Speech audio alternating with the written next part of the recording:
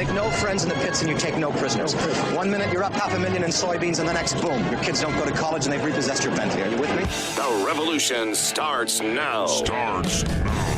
We have to pass the bill so that you can find out what is in it. Turn those machines back on! You are about to enter the Peter Schiff Show. Show me the money! If we lose freedom here, there's no place to escape to. This is the last stand on Earth. The Peter Schiff Show is on. Call in now.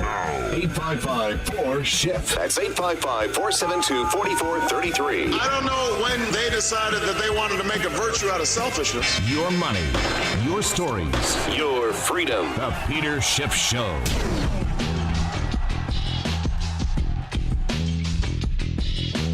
All right, welcome to the Peter Schiff Show. I'm Tom Woods in for Peter today. Hope you'll join us for the next 2 hours. As usual, I've corralled a couple of great guests, called in some favors. Here they are with us. We're going to spend today talking about the usual stuff, but with a bit of a twist. I got Bob Murphy coming on, Robert P. Murphy, I think one of the most important, creative, bright figures in the Austrian tradition of economics. Great debater, great writer, great theorist, great historian.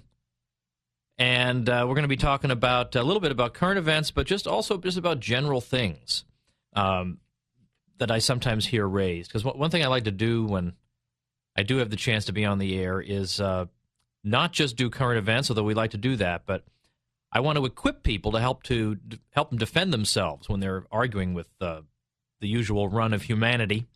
I want them to be equipped. I want them to understand what's going on from the ground up and to be familiar with the usual arguments against our position and be able to smash them, politely, of course.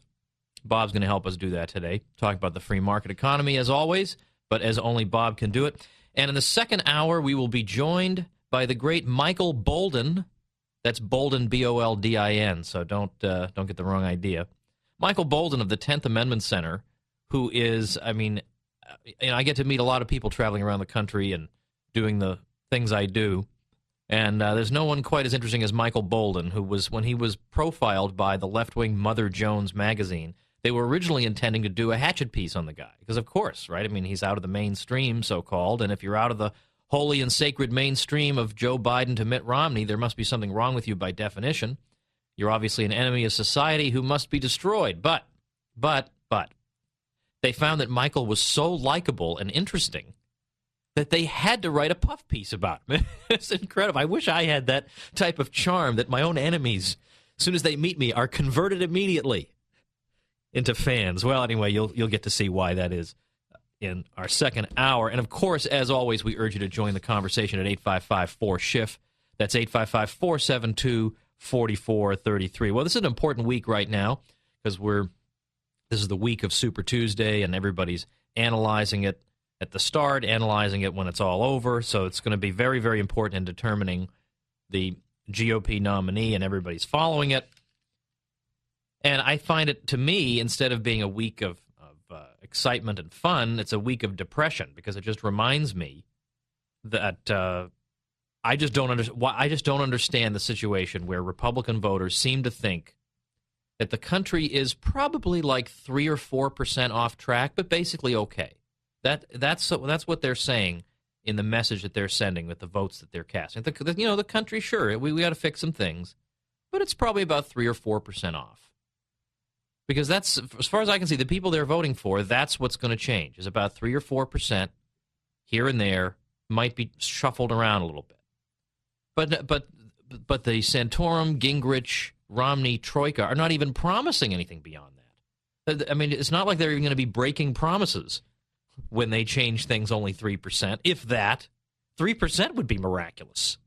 That's what they're saying they're going to do, pretty much, is that, well, we're dead set against what Obama's doing, but then when you look at their own specifics, they either are non-existent or completely trivial. So I don't understand why people think the country is basically in good shape. These people have been caterwauling for 4 years about this radical commie Marxist we have in the White House, and then when it comes time to replace him, they want a guy who is 3 to 4% different.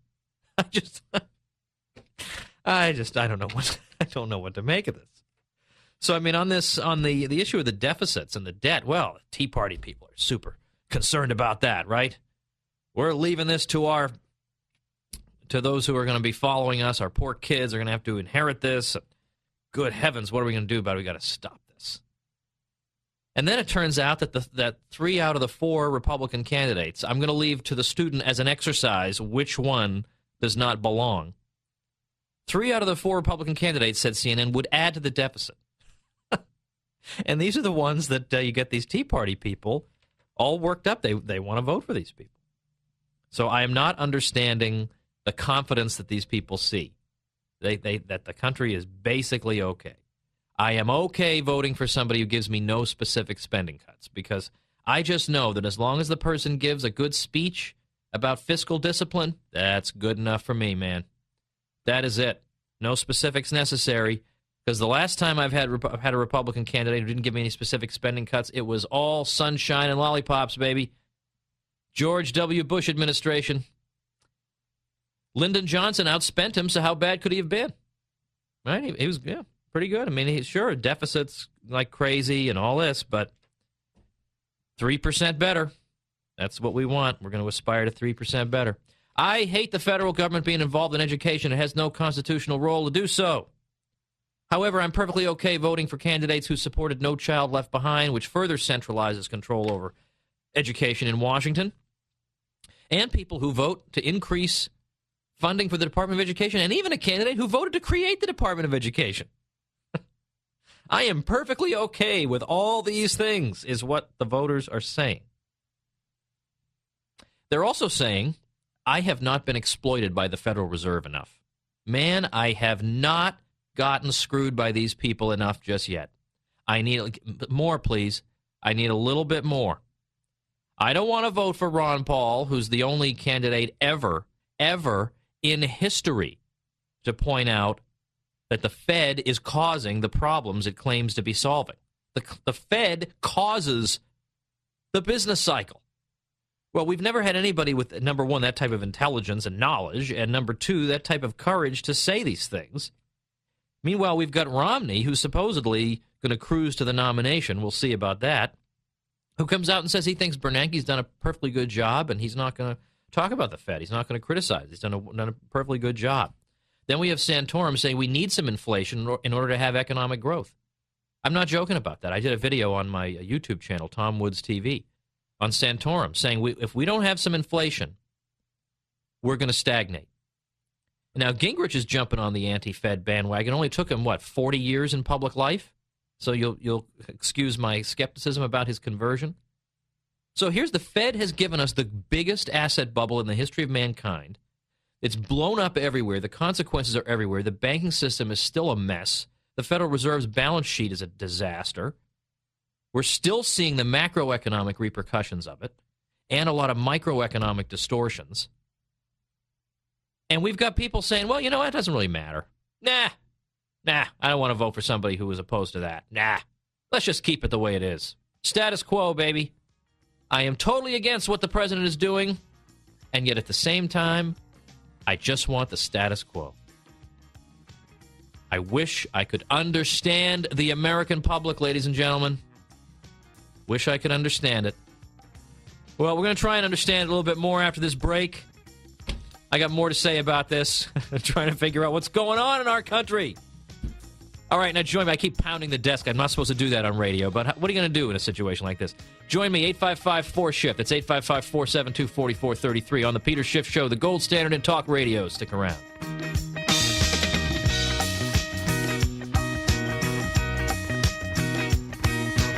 The Peter Schiff Show.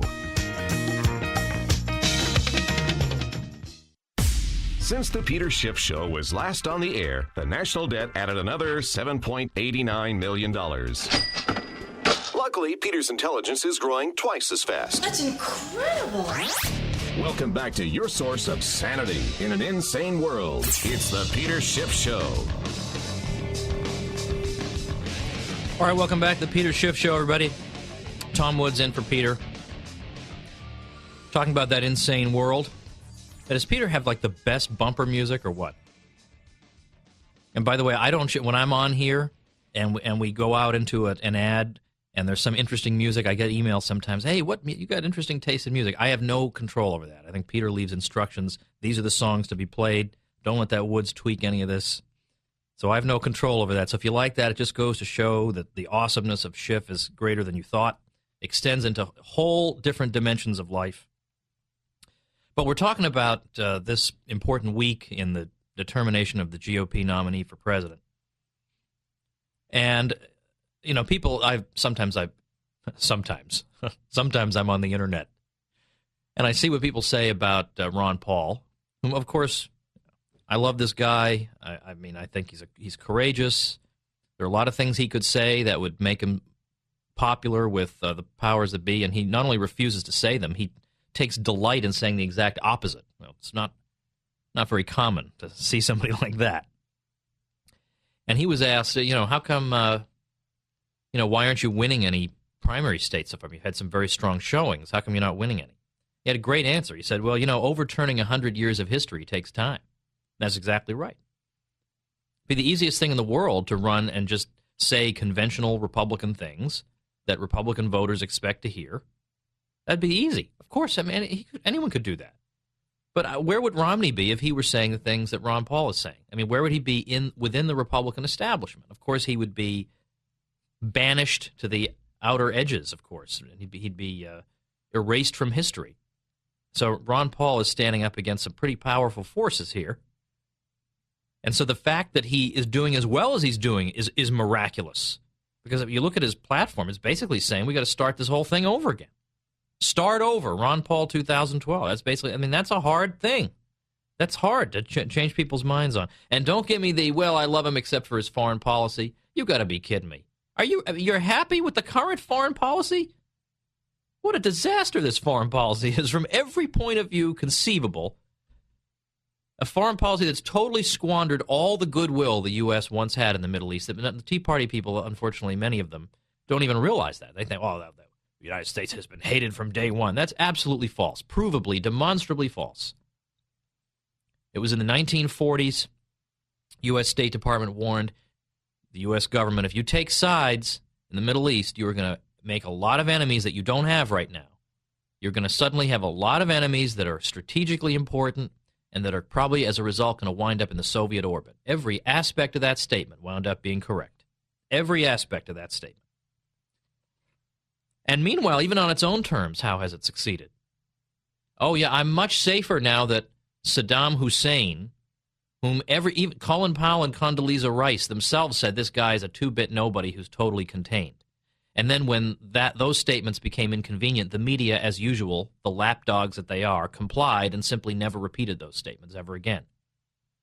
We got rid of him, and now they have in in Iraq, well, interesting Freudian slip there, a Shiite regime that's drafted a constitution that says that all laws will now be made in accordance with the Koran. So that's your great victory. That's what everybody sacrificed for, so that Iraq could have an officially Islamic constitution. I mean, is this a joke? Like this is the war on terror, huh?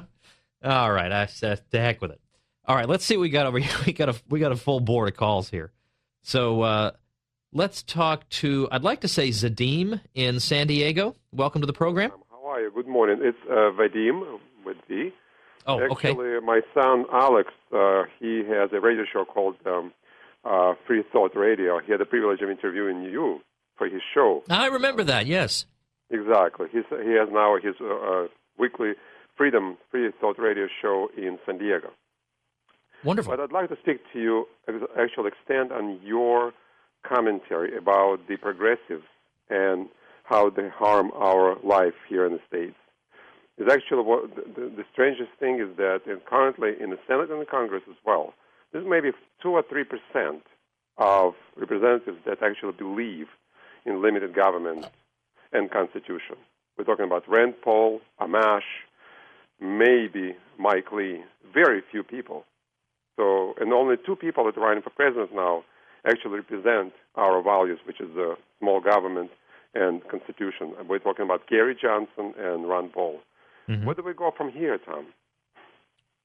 Oh, that's so hard of a question. You're killing me. Well, thank you.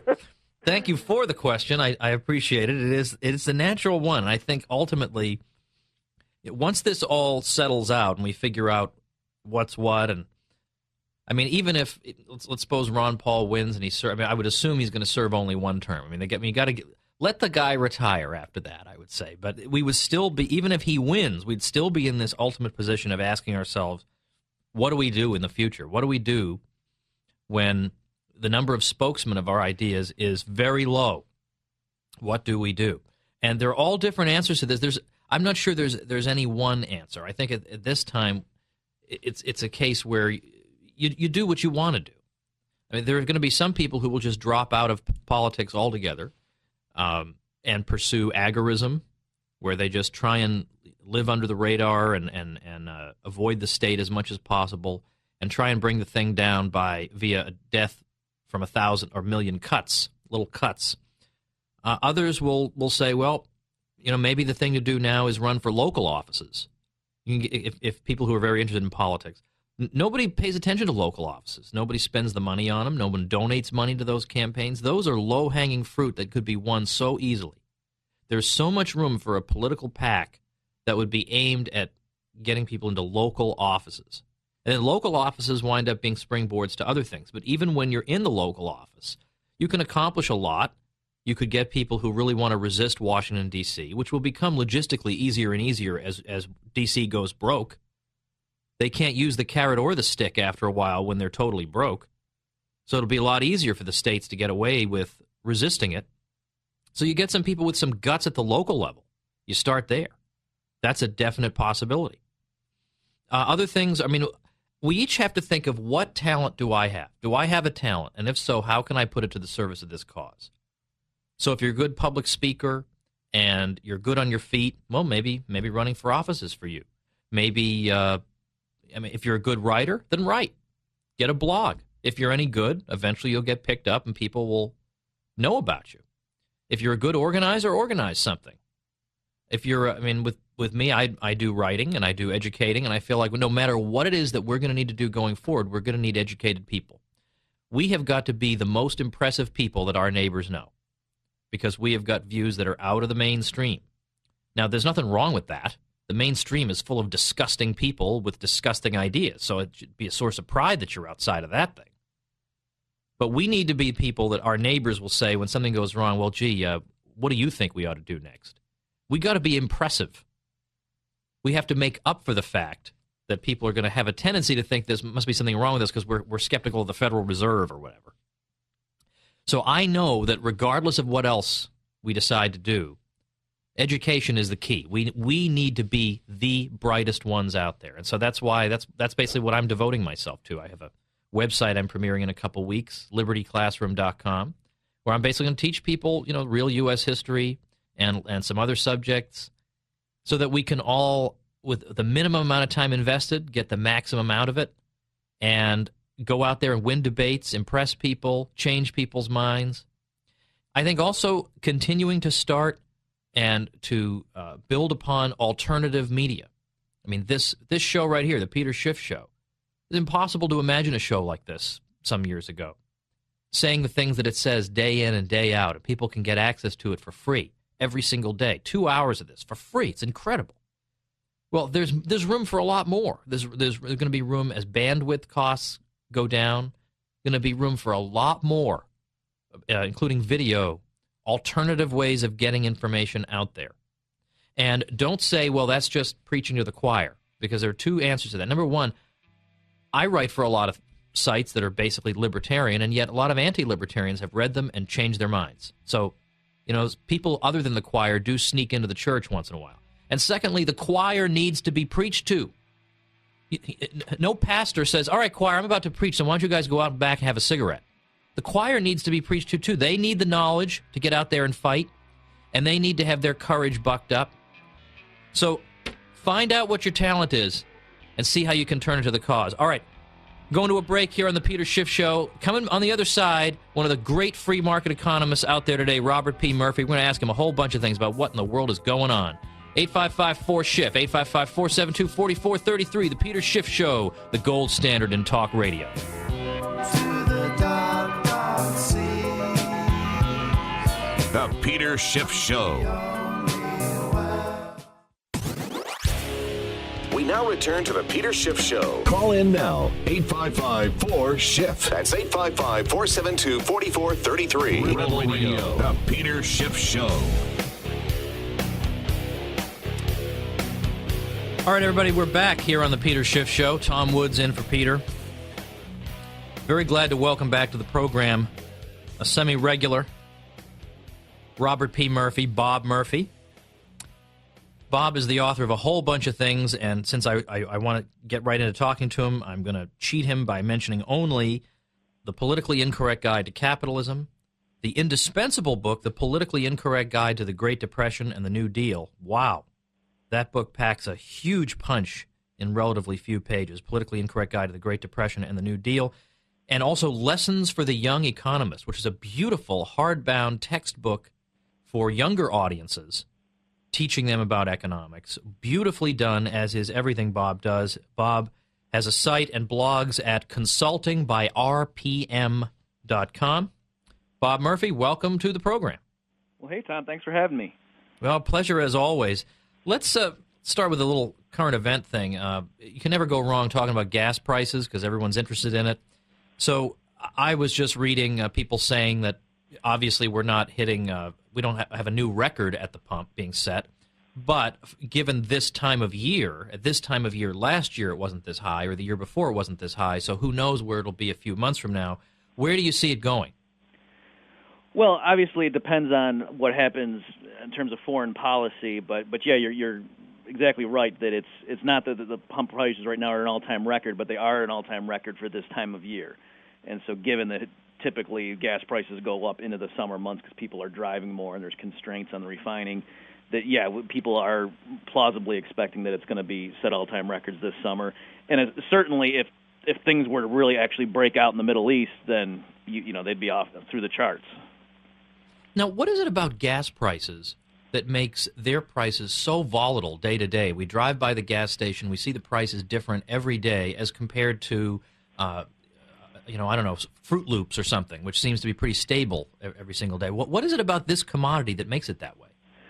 Well, I think there's two things. So one is, I mean, you might be right about Fruit Loops, but it's not like there's huge billboards when you're driving to work that show you the price of Fruit Loops that day. So part of it could be that you just notice gas prices since they're, just put right in front of your face when you're driving. But yeah, I think it's partly just because it's a fungible world market. Oil is obviously, and so because of that, they're very tight margins. I mean, people have this idea that the guy who owns the local gas station just decides, he wakes up in the morning and says, well, how much do I want to bilk my customers today? Do I want to make $1 billion or just, $900 million? Let me think. And that, of course, isn't true at all. They have a very tight margin, so when oil prices move, then the refiners have to change what they do, and the people selling the retail have to change what they're doing. So they have to keep up with it.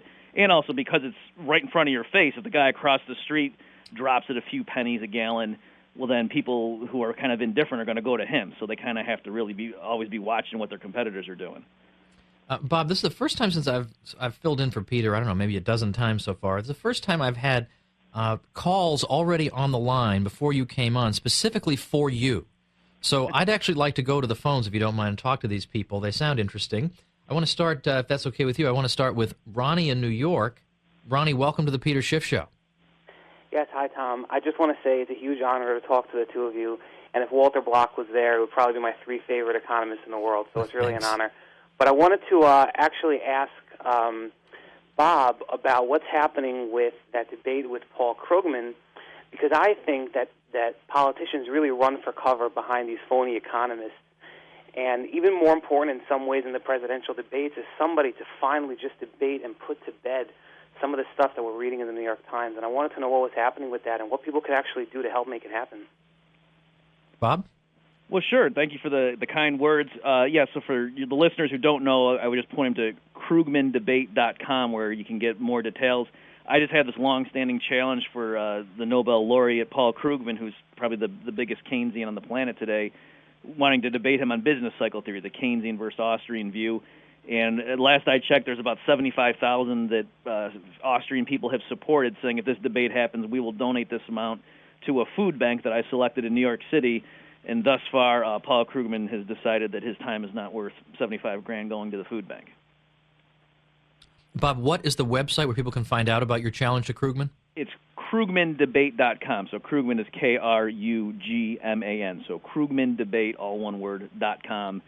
And so if people are interested, then there's no obligation on your part. You're just making a conditional pledge. If the debate happens, then your credit card gets dinged. So for the caller's question, I mean, what I am going to do when I get some more free time, my workload lightens up, I'm going to try to make some more promotional videos, maybe get the food bank to give a public service announcement and say, hey, we could use this money it's real money that's on the line there, and maybe get Krugman to reconsider. Well, Ronnie, thank you very much for the call. I certainly appreciate it. Bob, as long as we're on the Keynesian thing, how is it possible that somebody like Krugman can look at the crisis that we've just endured and are still going through and feel like he and Keynesianism in general have been vindicated, and yet at the same time, the anti-Federal Reserve Austrians and austere Austrians feel like they've been vindicated? What's going on? I mean, does that just go to show that economics is a whole lot of bunk? Like, what is this? How could this be true? Yeah, it's a great question you ask, and you're right. I mean, I have been very embarrassed just being an economist for the last few years. Like, I keep making jokes to my colleagues saying, you better get something else going on, because when the people come out with the pitchforks, they're gonna string us up pretty soon. Maybe right after the lawyers. And people with pitchforks are not very discriminating. They're not going to say, wait, that's Bob Murphy. He was one of the good ones. Right, exactly. So, to answer your question, yeah, I think a lot of it is just the nature of economics, and this is stuff that Mises and other Austrians have been stressing for their careers and saying this is why the methods of the natural scientists, you can't just carry them over blindly into the social sciences. So in particular, it's because you can't have a reproducible experiment, a controlled experiment. We can't roll back the clock to early 2009 when Obama came in and say, well, what if he had done a stimulus of the size that Krugman recommended? Or what if they did what the Austrians said and they just cut the government's budget drastically and cut taxes and tie the dollar to gold, or just got rid of the Federal Reserve, and then what would have happened? So we can't do that. So what we do, what we can observe is that they did a stimulus that was much bigger than the Austrians wanted, that was smaller than what Krugman wanted, and the economy got worse than Krugman predicted it would. And so the question is, does that mean he was right, that, see, I told you we needed a bigger stimulus, or does it mean the Austrians were right when they said a stimulus will make things worse?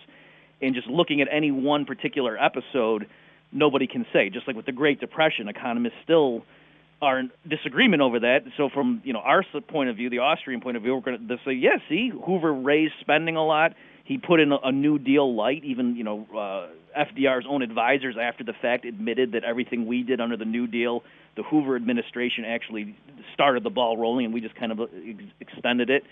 And so you would think, from our point of view, what better evidence could you see? The closest the U.S. has ever come to a command economy, absent wartime, was the 1930s, and clearly that was the worst economy we ever had. So, what more do you need to see that we're right? But, of course, Krugman's going to say, well, if you looked at hospitals, you'd see people getting medicine were really sick, and you wouldn't want to just conclude, therefore, that medicine makes people sick. And the reason FDR had to do all that stuff was because how bad the economy was, since Hoover didn't do enough. So it's, with all these things, it just shows the importance of having an antecedent economic theory that you use to sort of parse the world with, because otherwise you can always, after the fact, come up with some ad hoc explanation as to why your theory's been vindicated. And, it's so funny that, the way you explain that, it just makes so much sense, because we sometimes hear it said that the Austrian school, and this is said basically by people who probably have not read Mises' Epistemological Problems of Economics, but you come across in some of these internet debates. For the 3 people on Earth for whom that's true?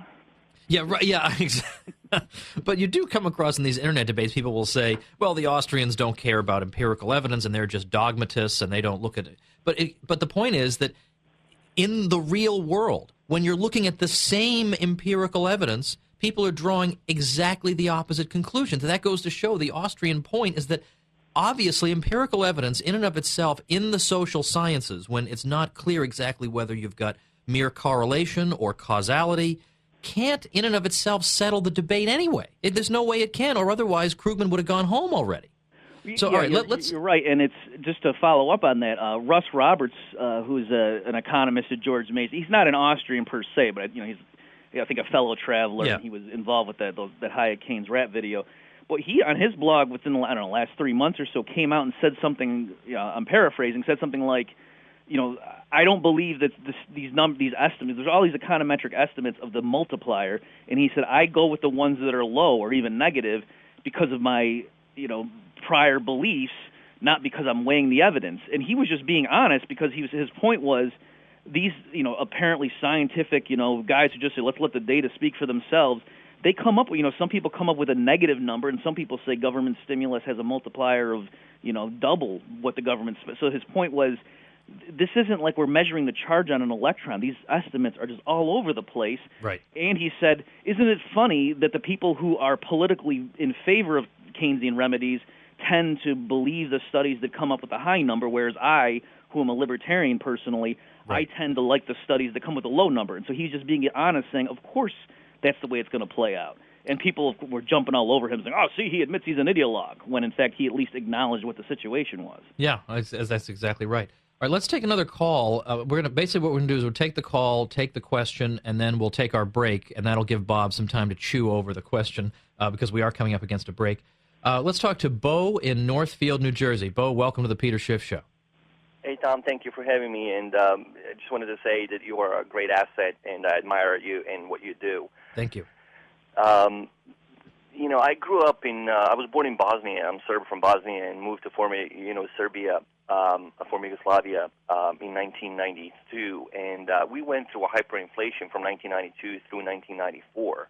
And beside me agreeing on everything you were talking about, foreign policy and everything else, I don't know how we can make our way out of this situation that we have with all this debt that's accumulated.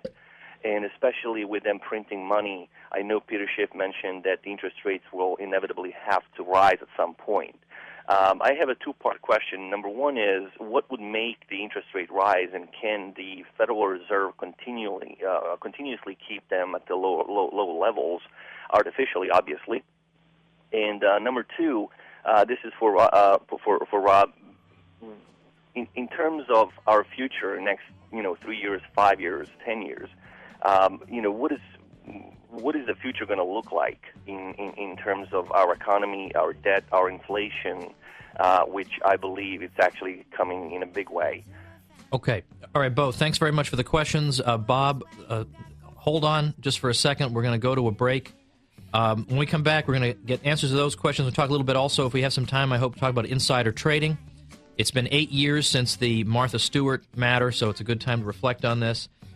As always, 855-4-SCHIFF, 855-472-4433. You're listening to the Peter Schiff Show, the gold standard in talk radio. Stick around.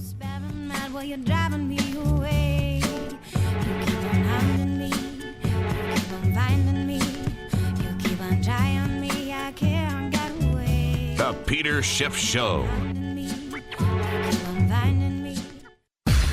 To President Obama, Secretary Geithner, Madam Pelosi, and all of the socialist econ professors across America, we're sorry. We're sorry. Peter Schiff is back on the air. All right, everybody, we are back on the Peter Schiff Show. Tom Woods in for Peter, joined by Bob Murphy, Robert P. Murphy, whom you should be following at his blog at consultingbyrpm.com. And you can click on his free advice blog and put it in your RSS feed and never miss another word from Bob Murphy. Bob, let's go. Let's take up the questions that we got just before the break about the Fed and the future. Go ahead. Well, sure. So, yeah, it's a great question. And let me give the caveat. I thought things were going to break sooner than they have, but we have still been seeing, I mean, people keep warning about, we're still on the edge of a deflationary cliff, and that's crazy. I mean, first of all, everybody who actually buys gas and goes to the store knows that prices are rising more than the government's official numbers would indicate. But even if you look at the government's own numbers, they are just all uniformly, no matter what category you're looking, even if you're looking at, consumer prices with food and energy removed and all those things they do, they're all higher than the Fed's own alleged comfort zone. So in other words, right now we have more price inflation than what the Fed says is its desired target. So if we had a regular economy, in other words, right now, that would be a sign that it was, quote, overheating, and the Fed should be raising interest rates right now. So they can, of course, they're going to say, well, we can't because the economy is still so bad that it's better to err on the side of price inflation. But the point is we're already where, their policy has failed. We're already in stagflation, even on their own terms. So the question is, well, how long can they do that? So the caller wondered, could they keep interest rates low?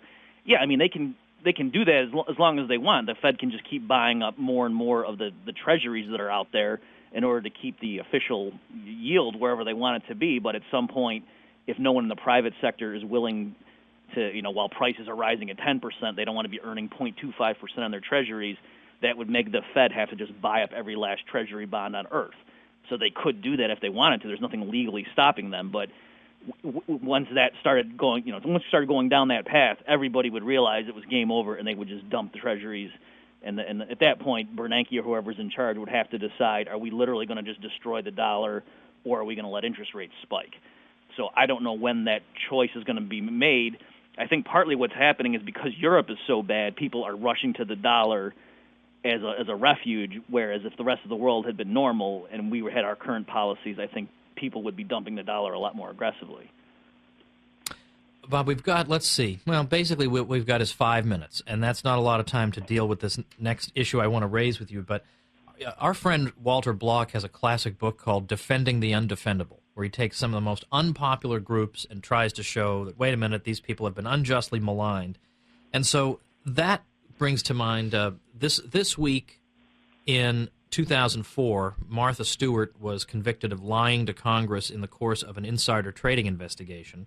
And I always find, libertarians in general believe that insider trading is basically a victimless crime, and they are willing to defend it as a perfectly acceptable practice, and yet it sometimes comes off sounding like the person is an apologist for evil and wicked people in our society. So if you had just a brief few minutes to explain what insider trading is and what the problem is with criminalizing it, how would you do it?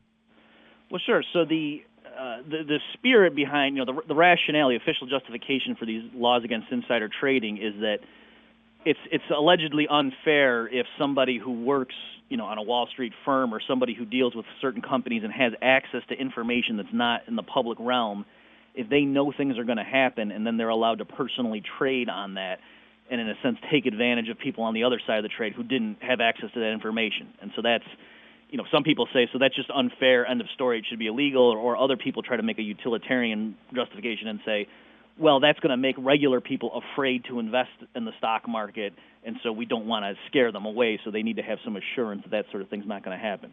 So you're right. Economists, there's like the libertarian argument to just say, hey, it's property rights. No one's sticking a gun to your head if you want to trade with somebody and they happen to know more information, so be it. But even beyond that, just economically, that's a silly objection to raise. In any other context besides financial stocks, we want people to trade who are experts. Like when it comes to baseball scouts, can you imagine if somebody said, well, no, we don't want the sports teams hiring guys who actually know baseball and can identify talent. We should just randomly grab people off the street and say, hey, get me my next pitcher. And we think that the major leagues would be better that way.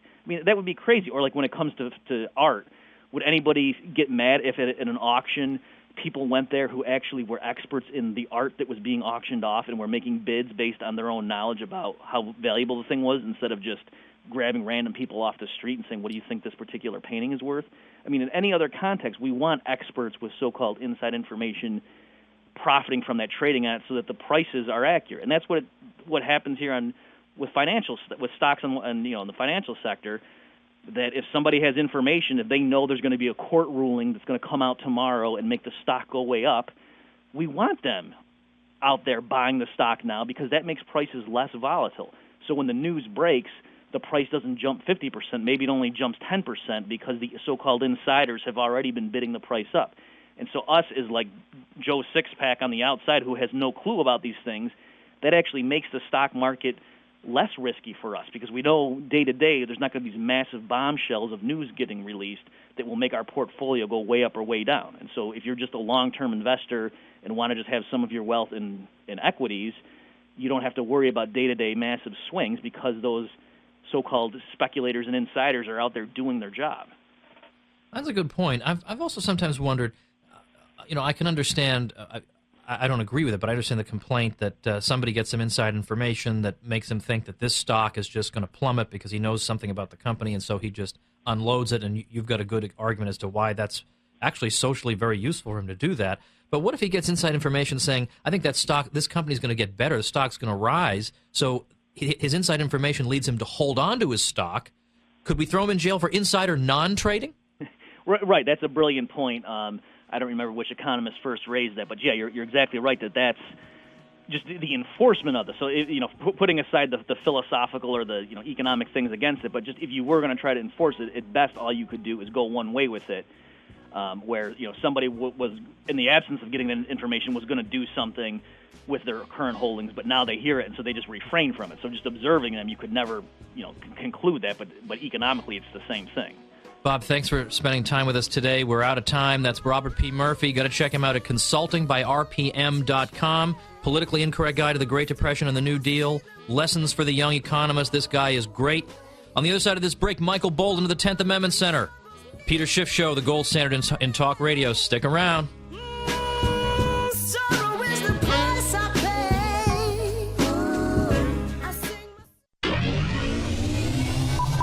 make no friends in the pits and you take no prisoners. 1 minute you're up $500,000 in soybeans and the next, boom, your kids don't go to college and they've repossessed your Bentley. Are you with me? The revolution starts now.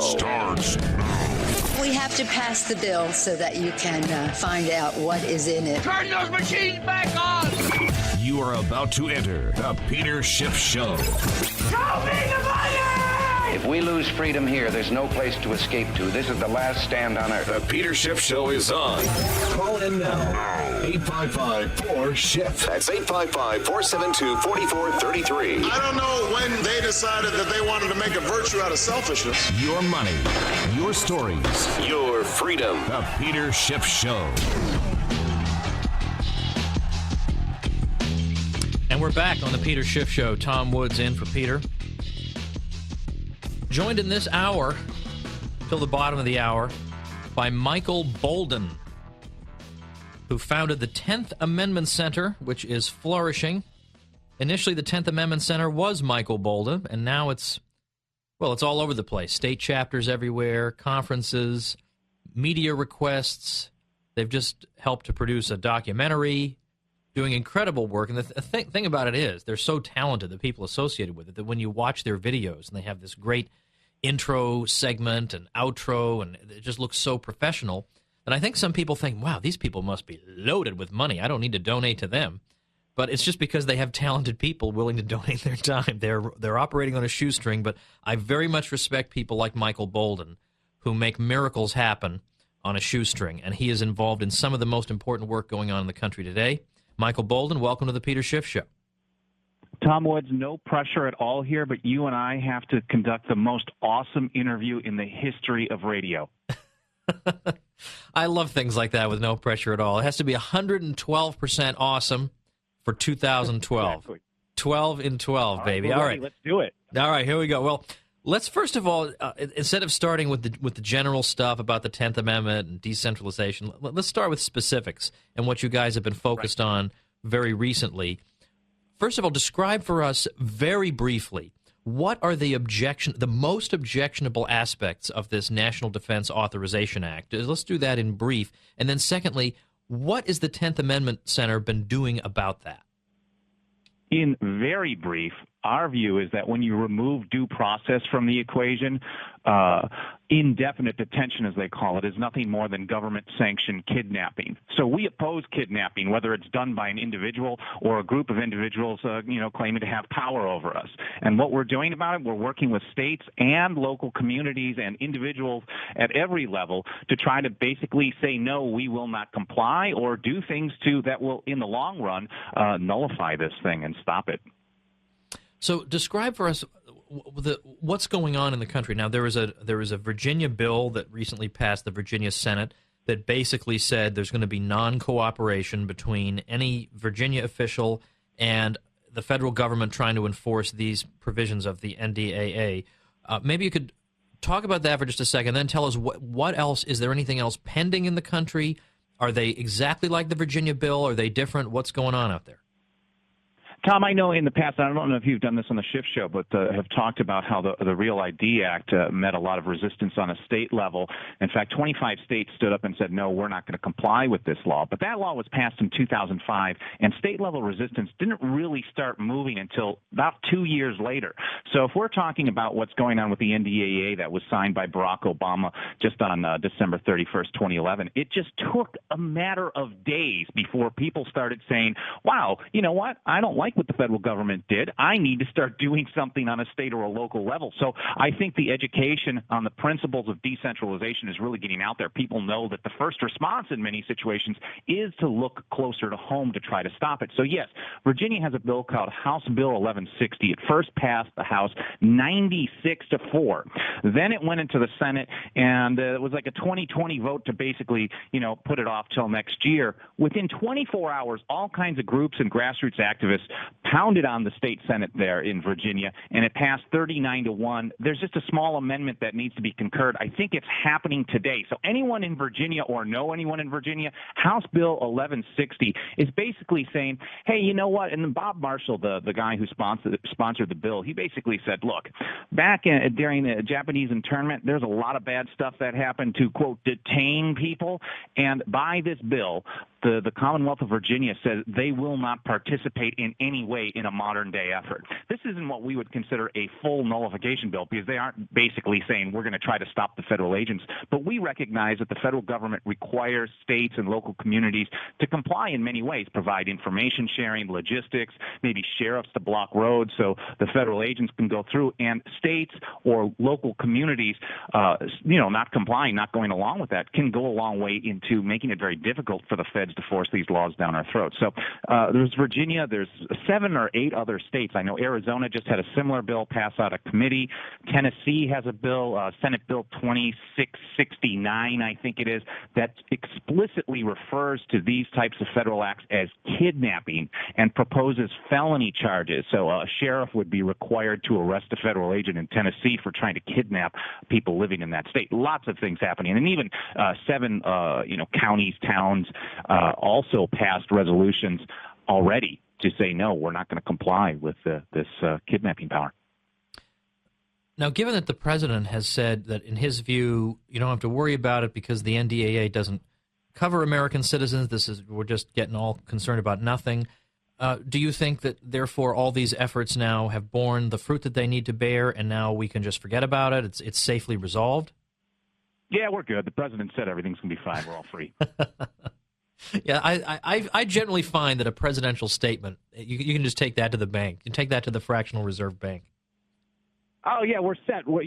Liberty is growing. Barack Obama says that no one's going to get black-bagged and taken away, so we're all good. Let's wrap it up and start shopping. But the bottom line, I think, Tom, you know as well as I do, that these people are not to be trusted. Federal power always grows no matter what they tell us. They campaign on all kinds of wonderful things all the time. They campaign, the peace president campaigned on a peace message, and look what he's done.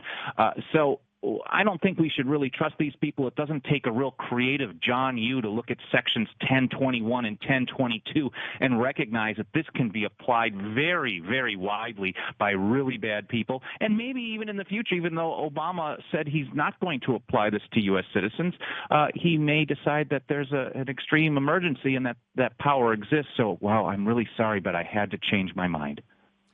Now, Mike, we got about a minute and a half till our first break, but I want to share a little anecdote with you and then get your thoughts. I gave a speech in Iowa earlier this year, and the subject of the NDAA came up. And this was a group of people, I would say maybe a third of them were Ron Paul people, but most of them were pretty standard Tea Party, right-of-center, GOP types of people, older crowd. And I thought the NDAA was only of interest to the Ron Paul people and maybe a few people on the left, and that was it. Everybody in this room was concerned about it. Didn't matter where they stood on the war on terror. Their view was, look, enough's enough. At some level, there are some things that we have to say just simply cannot be done.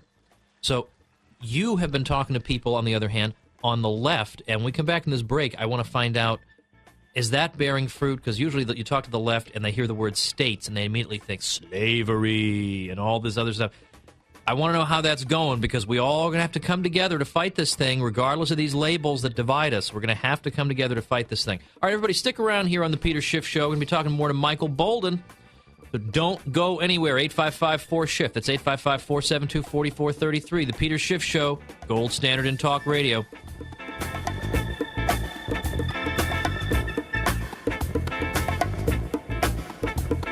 The Peter Schiff Show.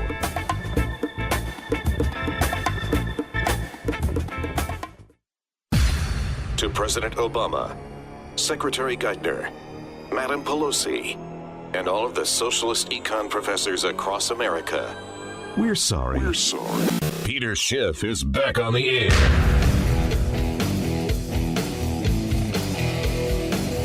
We are indeed back on the Peter Schiff Show. Tom Woods in for Peter, joined by Michael Boldon of the 10th Amendment Center, whom you should visit at 10thamendmentcenter.com, spelling out 10th.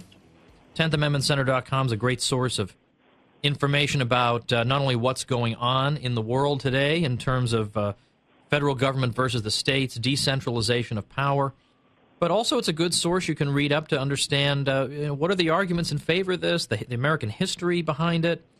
There's a lot of suppressed history behind this movement, and suppressed history is always the best because they're always keeping it from you for some what they consider to be some good reason.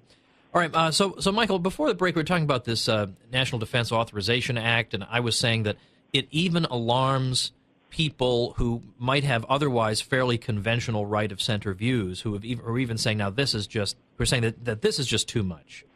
What do you find on the left? Do you find a similar, like, are they willing to work with you guys at the 10th Amendment Center, or do they say, no, you people are too libertarian or something, and we can't soil ourselves by being next to you?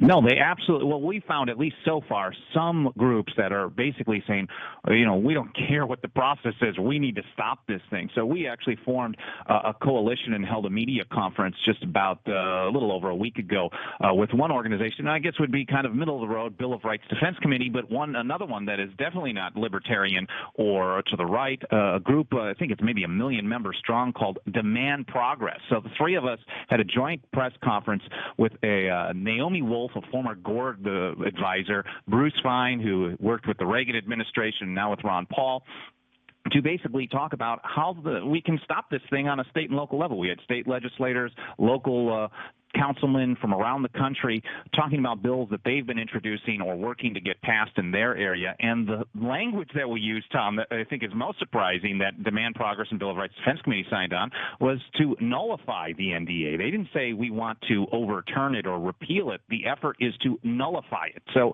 maybe they don't have the same meaning we do, but they had no fear of the word. They had no fear of signing on, and they're out there spreading the word. And we're planning on doing a follow-up with a number of other legislators around the country in the next week or so, too. Now, how can you guys promote the idea of nullification, which you should define for us first, but how can you promote this when doesn't the Constitution say that federal law trumps state law? I mean, what's the matter with you? Read the thing, man. We're a bunch. The best way to put it is when we premiered the nullification documentary at CPAC just a couple of weeks ago, we got a review over an Esquire that basically called us a bunch of idiots. The quote was, Thomas Jefferson, that guy was just a wackadoo. So I guess if Esquire thinks we're a bunch of idiots, we're doing things right. So 1 star from Esquire means 5 star from constitutionalists all around the country. Right. We're doing a good job on that. But as far as, federal law being supreme, I mean, it's only supreme if it passed in pursuance, if laws are passed in pursuance of those powers delegated to the federal government in the Constitution. That's what the so-called supremacy clause has to say. So we believe that most everything the federal government does is not authorized, so therefore almost nothing they do is supreme, and it's up to we the people collected in each of our states to stand up and do what a 3-year-old does all day long and say no to the feds. We just need more of that. When you look in the state ratifying conventions, you repeatedly hear objections to the Constitution that this supremacy clause that says that all laws made in pursuance of this Constitution will be the supreme law of the land. There's this concern that, well, this is going to lead to all kinds of terrible outcomes and terrible laws being imposed on us. But repeatedly in the ratifying conventions, and that's what counts, those people were assured, but you're not paying enough attention to the caveat, which is all laws which shall be made in pursuance of the Constitution. That's the important caveat. So it's important for you to mention that. But in two sentences or one sentence, just for let's assume that we've got some listeners who've never heard this idea of nullification. What is it? Mm-hmm. Oh, it's any act or set of acts which has as its result a particular federal law being rendered null, void, or unenforceable in a certain area. And we actually take it even further than just state nullification, trying to render something null and void on a state level. We recognize that this is something that can be done on a county level. There are 5 towns in Maine that have passed what are called Food Freedom Acts. Maybe it's 4. So it can apply to basically anything the federal government does that it shouldn't be doing, basically all of it.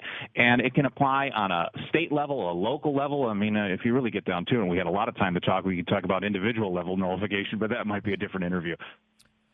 Well, indeed, yeah. There's a great Mencken essay, I think, where he says that ultimately that's what we want to get down to is the individual being able to say no, and also Herbert Spencer and some others. But what else? I mean, other than the NDAA, I mean, you guys are not just a one-trick pony. How long you've been around since 2006? 2000. Yeah, we were around back when Bush was doing all kinds of horrible stuff, and that's when it was just me doing, setting up as a blog, hoping that I could reach a few people. But it caught on that the Patriot Act was bad, the Real ID Act was bad, No Child Left Behind, unconstitutional wars, and now the new president taking all that to the next level. It catches on that we have to do something about it, and it's not just voting bums out because all we get are new bums. Well, so what else? What other issues are you guys focused on?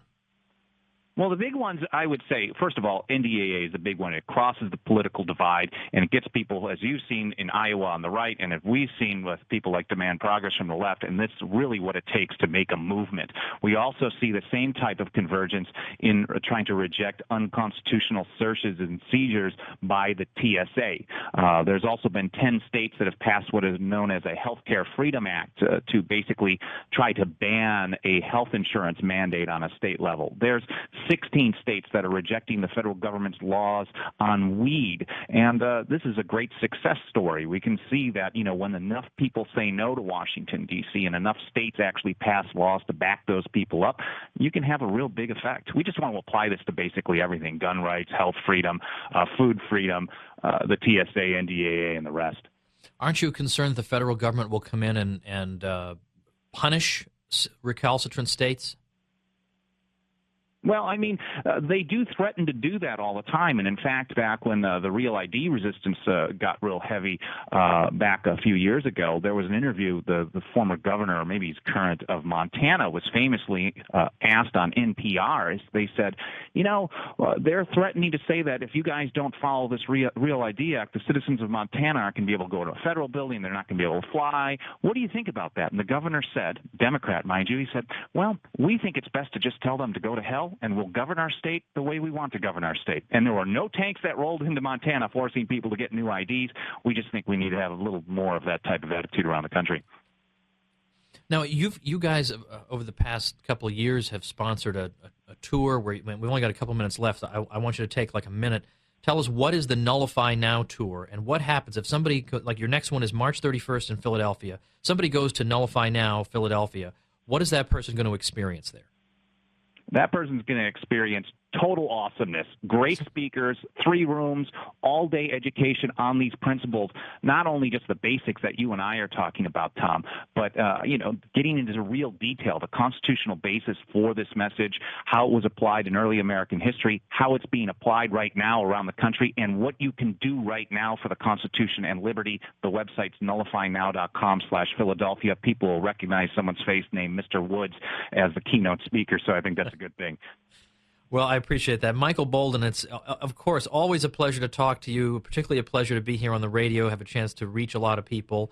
You've done what was at first a very lonely job, but now as a result of the fruits of your own efforts, it's not so lonely anymore. A lot of people jumping aboard the Michael Boldon bandwagon. So thanks so much for taking the time with us today. Thanks for having me here, Tom. It was great chatting.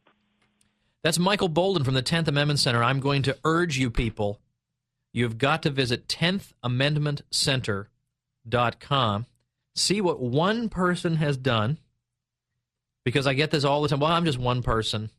Look, it's one of my favorite Simpsons things. Is Homer is saying, I'm just, and then he pauses and counts himself. He counts to 1. He's just one man. But look at what this one man has done. He's got this national tour. He's got I mean, whenever the 10th Amendment or decentralization comes up, everybody talks to him. And his apartment in Los Angeles is like the world headquarters of the 10th Amendment Center. And he's got state chapters and everything, and it's very, very important. And also, if you visit nullificationmovie.com, Michael and some colleagues worked on, and I have not seen it yet myself, but a documentary on nullification, because not everybody's going to read a book, by the way. That is a sad commentary on our society. But as I know perfectly well as the author of 11 books, not everybody will read. But that's all right. Also, check out a page that I put up for you guys, because I did a video. Last week, I was on a tear. I had every weekday last week, I put a new video up on my YouTube channel, Tom Woods TV, and I did a video on what's going on with nullification and the NDAA, and I made up, usually when I make up these videos, I don't want to be on the video, make a 40-minute video. No one will watch it. So I do a short video, and then I say, hey, you want more information? Come to my website on this special page I prepared. So here's this page I prepared on this, tomwoods.com/NDAA. You find out about this, you find out about what is this nullification thing. You could actually read my book called Nullification, which Peter interviewed me about.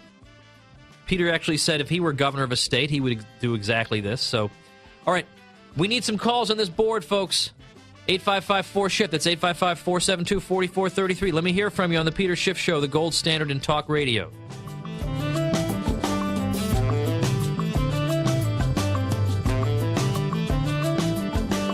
The Peter Schiff Show.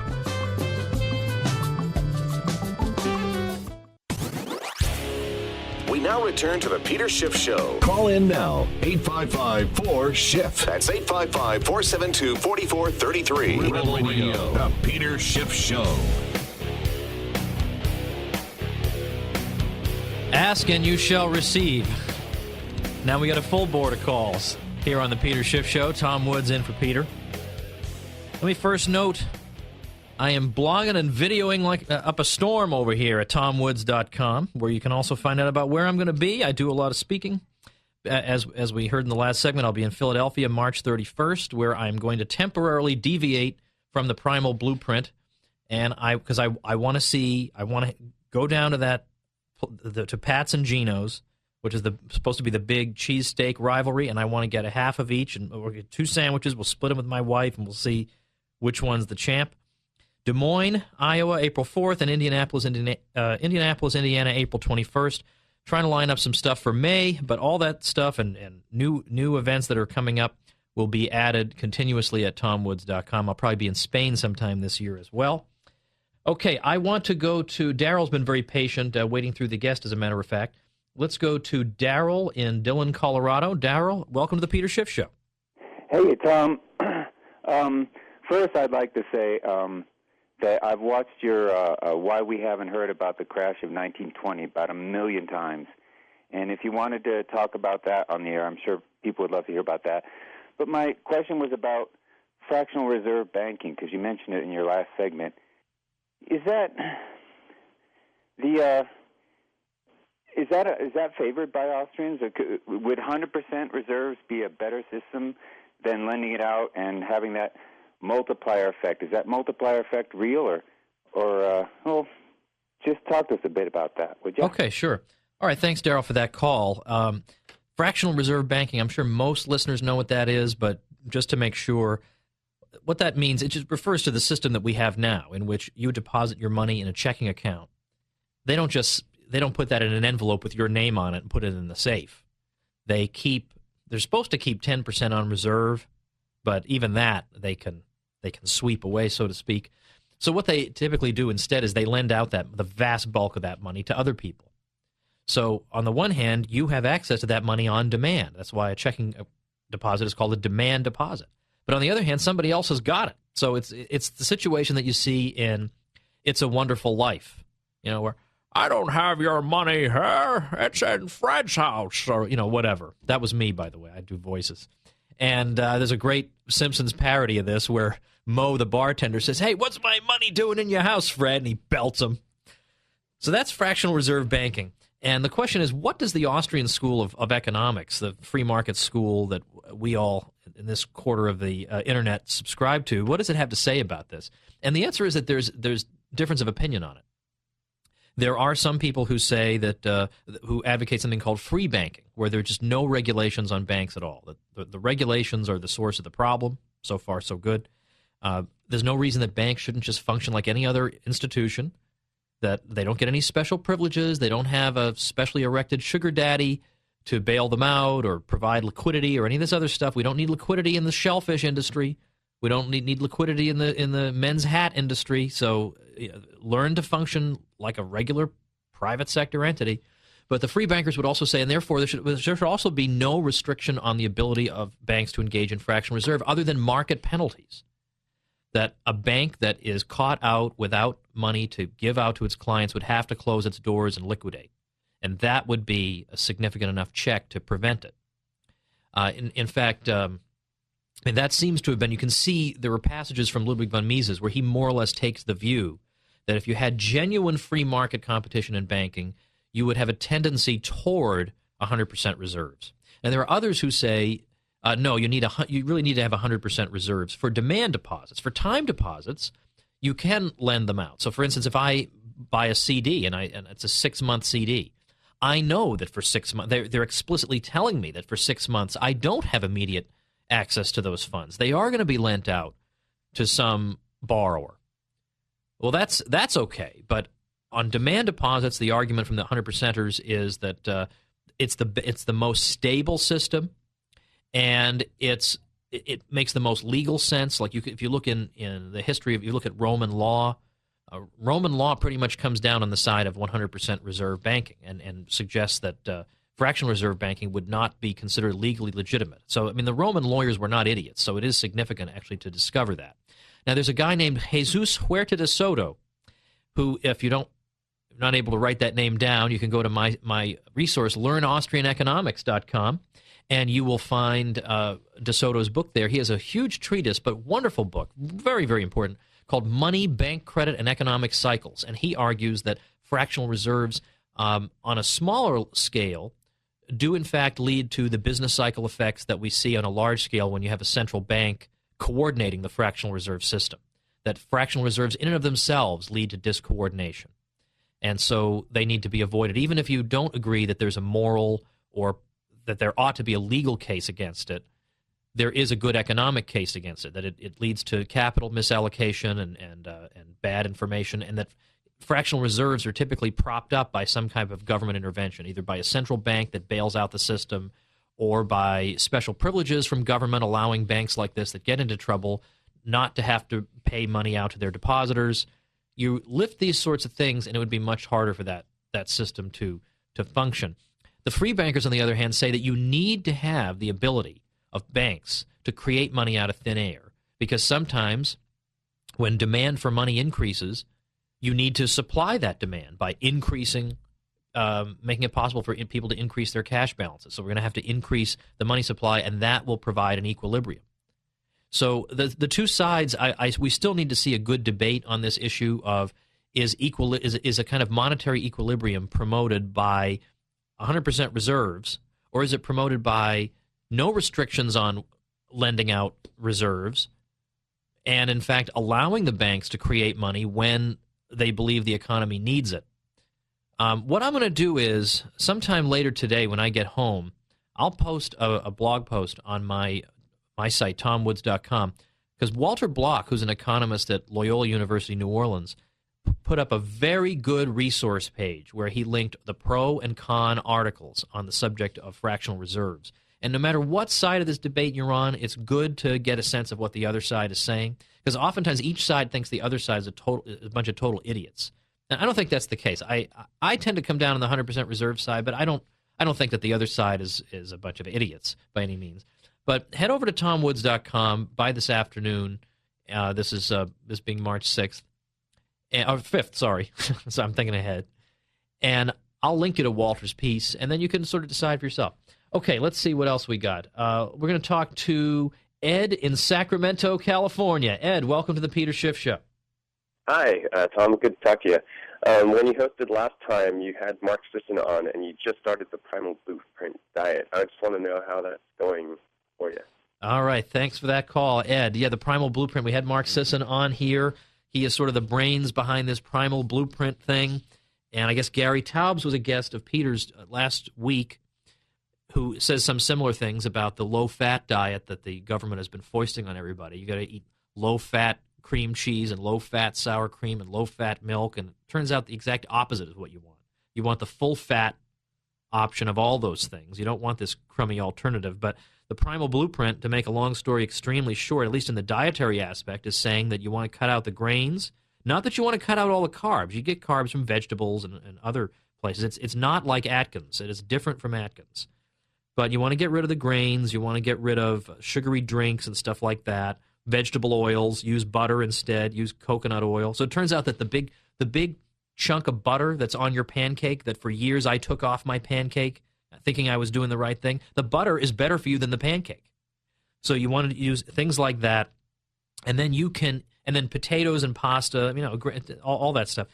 But in exchange, you can eat all the meat, fish, fowl, eggs, fruit, vegetables, nuts, and seeds that you want. Basically, with keeping a little eye on the sweetness because of on the fruit issue. But you can eat all you want. You don't have to count a single calorie. It's the main purpose of this is not even to lose weight. It's to be in good health. It's to eat good quality meats, good quality eggs. Try and get the organic stuff, particularly with eggs. But you don't have to count any calories. I have been eating like a king. And at not one time have I said, well, I better not have seconds because who knows what's going to happen to me? I'm going to get fat. Absolutely not. I'm not getting fat. I'm to the contrary. I'm not getting fat at all. I'm getting thinner. And good fats are necessary. Your brain needs them. Your body needs them. Good fats are not going to make you fat. The fat that you're going to find in potato chips and stuff, well, you're on your own with that. But the fat that you're going to find in olives, avocados, whatever, this is not bad for you.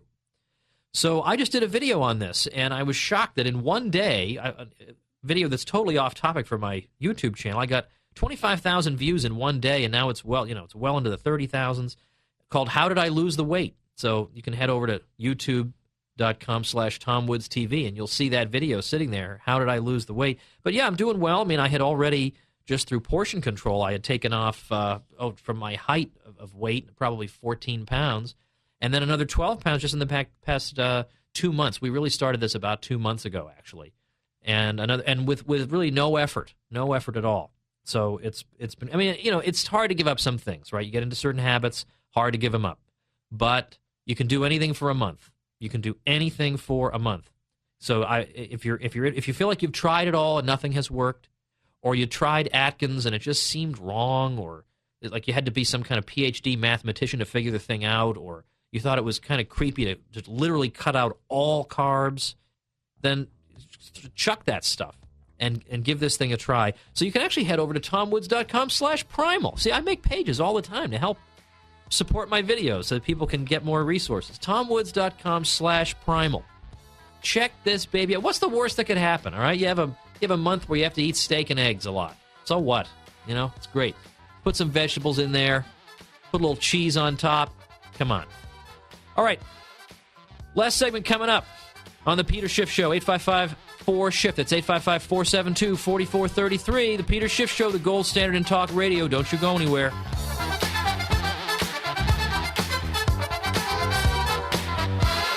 The Peter Schiff Show.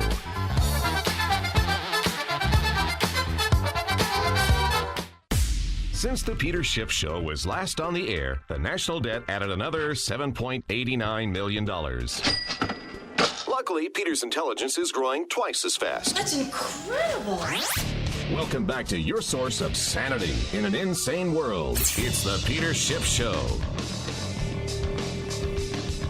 And we're back for this final segment of the Peter Schiff Show. Tom Woods in for Peter.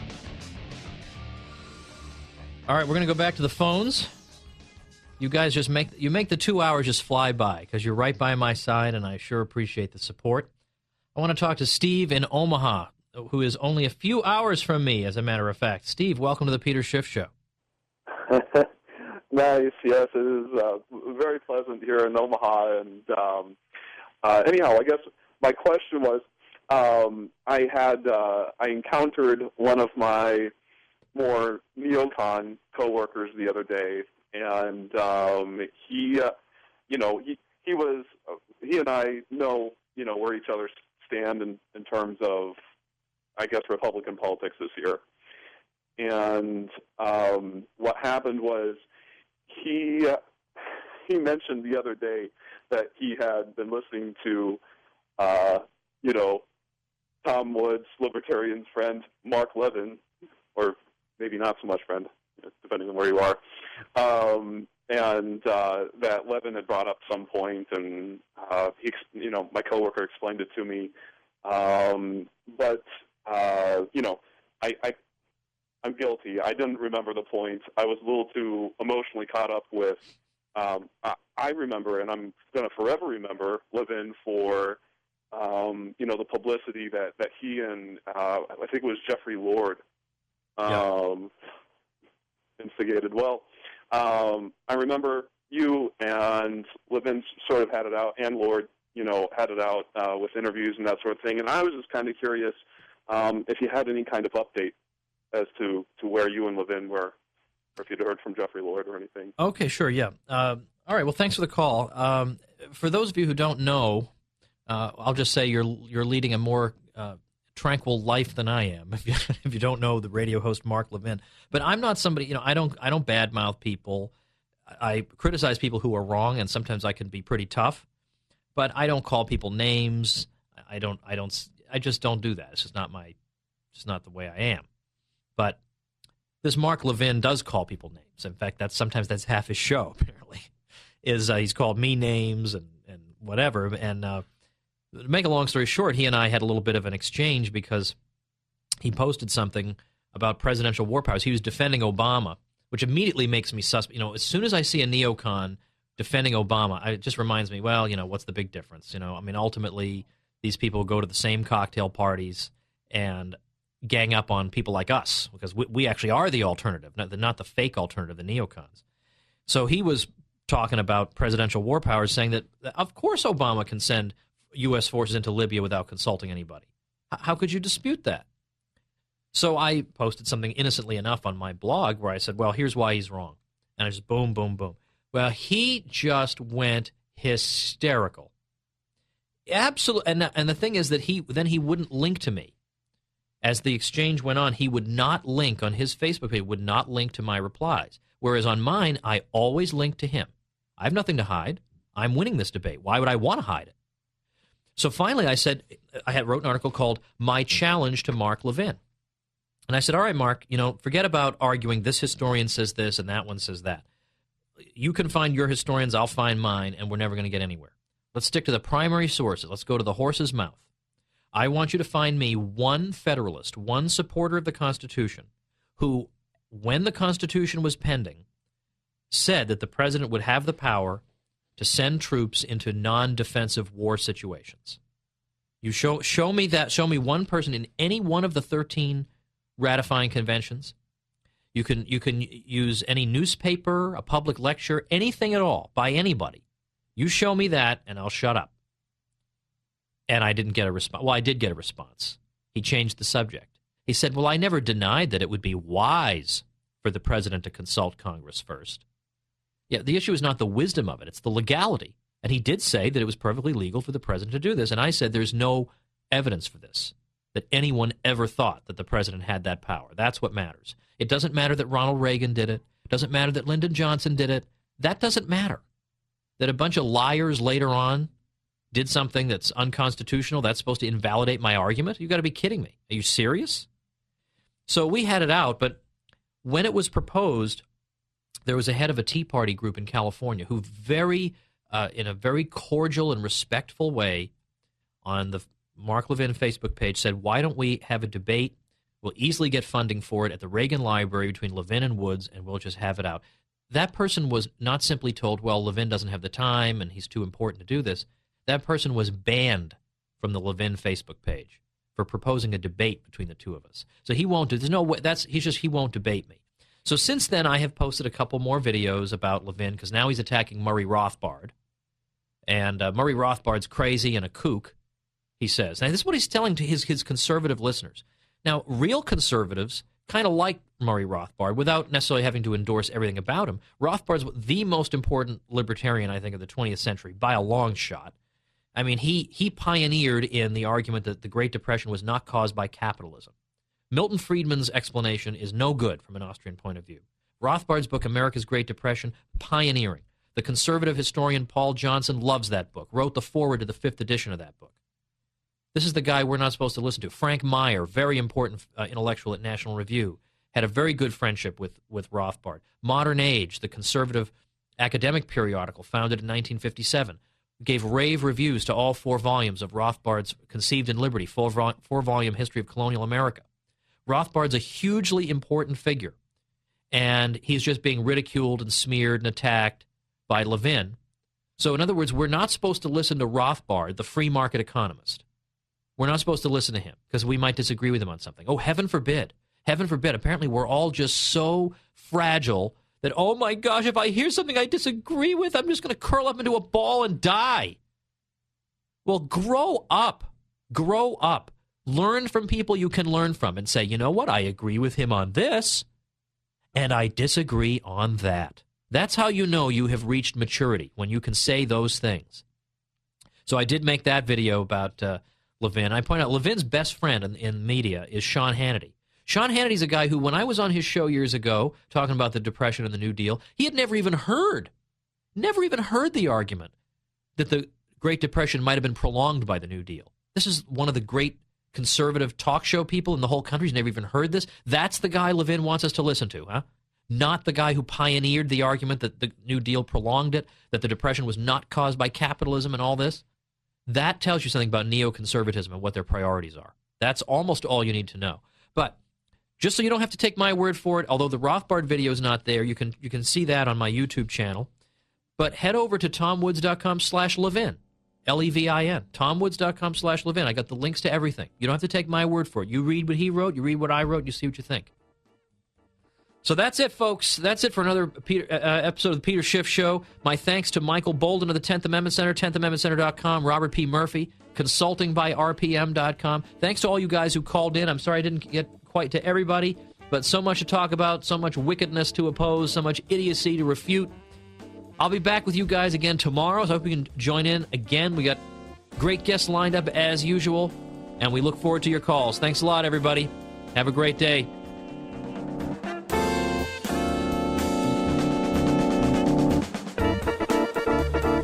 The Peter Schiff Show.